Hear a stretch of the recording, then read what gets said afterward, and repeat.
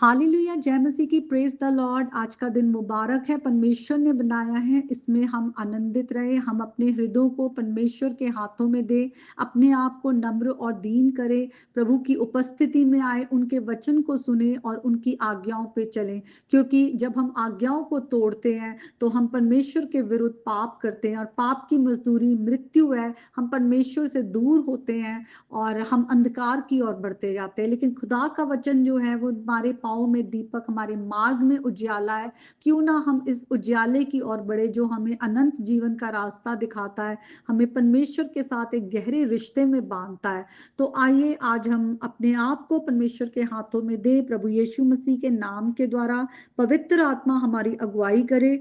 हम वचन में आएंगे, पहला राजा उसके 11 चैप्टर में आएंगे। आज के वचन के द्वारा परमेश्वर आप सबको बहुत आशीष दे। और आज का जो वचन है वो सुलेमान राजा पर है। हम देखते हैं किस तरह से परमेश्वर ने सुलेमान राजा को बहुत ब्लेस किया था, बुद्धि, शोहरत, धन दौलत सबसे। लेकिन फिर भी एक समय आया जब सुलेमान राजा का जो मन था वो परमेश्वर से हट गया। और यहाँ पर इस चैप्टर में हम वही पढ़ते हैं कि उसके बाद उसके क्या कॉन्सिक्वेंसेस हुए। लिखा है, सुलेमान जो राजा थे वो फिरौन की बेटी और बहुतेरी पराई स्त्रियों से, जो मोआबी, अम्मोनी, अदोमी, सिदोनी, हित्ती थे, प्रीति करने लगा।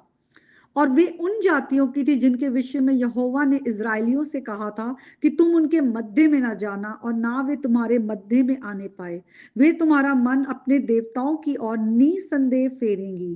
फॉर श्योर उन्हीं की प्रीति में सुलेमान लिप्त हो गया। तो परमेश्वर ने जो हिदायत दी थी अपने लोगों को कि तुम अन्य जातियों के बीच तुम रिश्ता मत जोड़ना, क्योंकि वो तुम्हारा मन जो है वो सच्चे परमेश्वर से अलग कर कर अपने देवी देवताओं की तरफ कर देगी। लेकिन सुलेमान राजा ने बात नहीं मानी, और वो अपना जो था, उसका जो प्रेम था औरतों के लिए, जो एक कमजोरी थी, उसके कारण वो पाप की ओर बढ़ते गए।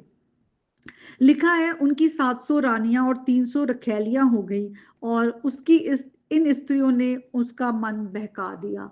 तो जो हमारे जीवन में जब कोई सिन आ जाता है, गुनाह आ जाता है, जब परमेश्वर की आज्ञा को तोड़ते हैं तो हम रोशनी से दूर अंधकार की ओर बढ़ते जाते हैं, और पाप हमारे जीवन में जो है वो गहरा होता जाता है। गुनाह कभी भी थोड़ा सा नहीं रहता, वो बढ़ता जाता है, और वो मृत्यु की ओर हमें लेके जाता है, नाश की ओर हमें लेकर जाता है। इसलिए हमें खुदा का वचन कितना जरूरी है कि हम खुदा के वचन को पढ़े, हिदायतों पे चले। परमेश्वर का हम धन्यवाद देते हैं कि आज खुदा ने अपना आत्मा हमें दिया। खुदा का आत्मा वचन में चलने में हमारी सहायता करता है, वचन को समझने में हमारी सहायता करता है। आगे लिखा है, जब सुलेमान बूढ़े हो गए तब उनकी स्त्रियों ने उनका मन पराई देवताओं की ओर बहका दिया, और उनका मन अपने पिता दाऊद की नाई अपने परमेश्वर यहोवा पर पूरी रीति से लगा ना रहा। तो कैसे परमेश्वर से दूर होते हुए टर्न दूसरी तरफ, वो जो रास्ता है वो रास्ता भटक गए हैं और पराई देवताओं की ओर बढ़ गए हैं। और लिखा है, सुलेमान सिदोनियों के अश्तरोत नाम देवी और अमोनिया के मिल्कोम नाम घृणित देवता के पीछे चलने लगे। तो ये घृणित देवता और देवी देवता हैं जिनके लिए परमेश्वर ने कहा था, इनके साथ, इन लोगों के साथ जो ये प्रैक्टिस करते हैं, इनके बीच तुमने बिल्कुल घुलना मिलना नहीं है, इनमें अपनी शादियां ब्याह नहीं करनी है, वो रिश्ते नहीं रखने। परमेश्वर को मालूम है कि हम कितनी जल्दी भटक जाते हैं, हम गुनाह के कारण हमेशा हम परमेश्वर से डाइवर्ट होते हैं। लेकिन सुलेमान राजा ने परमेश्वर की आज्ञा को ना मानकर अपनी स्त्रियों के पीछे, अपनी पत्नियों के पीछे लगकर वो सब गलत काम किए। लिखा है, सुलेमान ने वे किया जो यहोवा की दृष्टि में बुरा है, और यहोवा के पीछे अपने पिता दाऊद की नाई पूरी रीति से ना चला। हम देखते हैं राजा दाऊद से भी गलती हुई, लेकिन उन्होंने अपने गुनाह का प्रायश्चित किया, अपने रिश्ते को परमेश्वर के साथ रिस्टोर किया, परमेश्वर ने उन्हें माफ किया।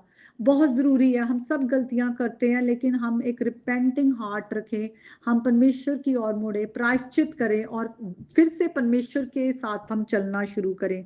लेकिन सुलेमान राजा ने ऐसा नहीं किया।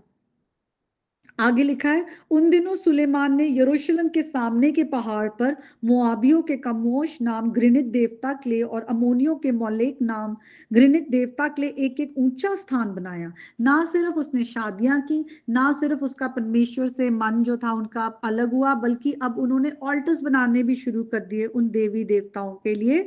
और अपनी सब पराई स्त्रियों के साथ जो अपने देवताओं को धूप जलाती थी और बलिदान करती थी, ऐसा ही किया, उसने भी ऐसा ही किया, लिखा हुआ है।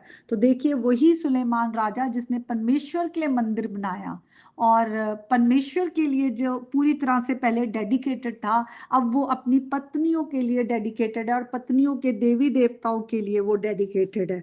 और तब लिखा है, यहोवा ने सुलेमान पर क्रोध किया क्योंकि उसका मन इज़राइल के परमेश्वर यहोवा से फिर गया था, जिसने 2 बार उसको दर्शन दिए। तो 2 बार परमेश्वर ने दर्शन दिए, फिर भी हम देखते हैं किस तरह से उसने इस बात के विषय में परमेश्वर ने दर्शन देकर आज्ञा दी थी कि पराये देवतों के पीछे ना जाना। तो भी उन्होंने, जो राजा थे, राजा सुलेमान, उन्होंने परमेश्वर की आज्ञा नहीं मानी। और लिखा हुआ है कि वो उस प्रैक्टिस में, इंग्लिश में वर्ड यूज हुआ है कि वो उस प्रैक्टिस में बने रहे। इसका मतलब ऑन गोइंग सिंह था, वो पाप में बने रहे।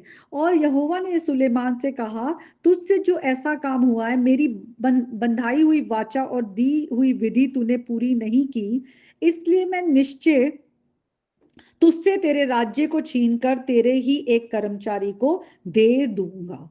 तो किस तरह से परमेश्वर का क्रोध आया, परमेश्वर का ग्रेस हटना शुरू हुआ। परमेश्वर ने कहा कि तेरा राज्य जो है वो बंट जाएगा और किसी दूसरे को दे दिया जाएगा। लेकिन फिर भी परमेश्वर का अनुग्रह था ये कि कहा कि तेरे पिता दाऊद के कारण तेरे दिनों में मैं ऐसा ना करूंगा, परंतु तेरे पुत्र के हाथ से राज्य छीन लूंगा। फिर भी मैं पूर्ण राज्य तो ना छीन लूंगा, परंतु अपने दास दाऊद के कारण और अपने चुने हुए यरूशलेम के कारण मैं तेरे पुत्र के हाथ में एक गोत्र छोड़ दूंगा। तो एक दाऊद का जो यहूदा का जो घराना है, उसको छोड़कर जो वो किंगडम है वो बट जाएगा। तो हम देखते हैं आगे किस तरह से जो किंगडम था वो बट गया, सदर्न किंगडम और नदन किंगडम में। और जो 10 ट्राइब्स थी वो एक तरफ चली गई और सुलेमान के बेटे जो रेहोबाम था उसके पास एक ही जो था किंगडम वो रहा यहूदा का।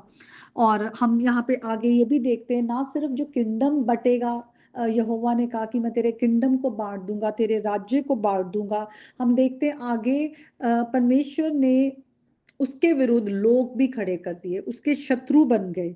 और हम वहां पे देखते हैं, सो यहोवा ने अदोनी हदद को, जो अदोमी राजवंश का था, सुलेमान का शत्रु बना दिया। हम उसके आगे उतने में नहीं जाएंगे कि आगे क्या हुआ, क्योंकि आज हम सिर्फ ये देख रहे हैं वचन के द्वारा किस तरह से जब हम परमेश्वर की आज्ञा को तोड़ते हैं तो किस तरह से परमेश्वर का प्रकोप हम पे आता है। परमेश्वर हमारे साथ पेशेंट होते हैं, हमें मौका देते हैं, हमें बार बार वार्न करते हैं कि हम गुनाह ना करें, अपने गुनाह के रास्ते से मुड़े। लेकिन फिर भी जब हम परमेश्वर की आवाज नहीं सुनते हैं तो हम पर परमेश्वर का प्रकोप आता है।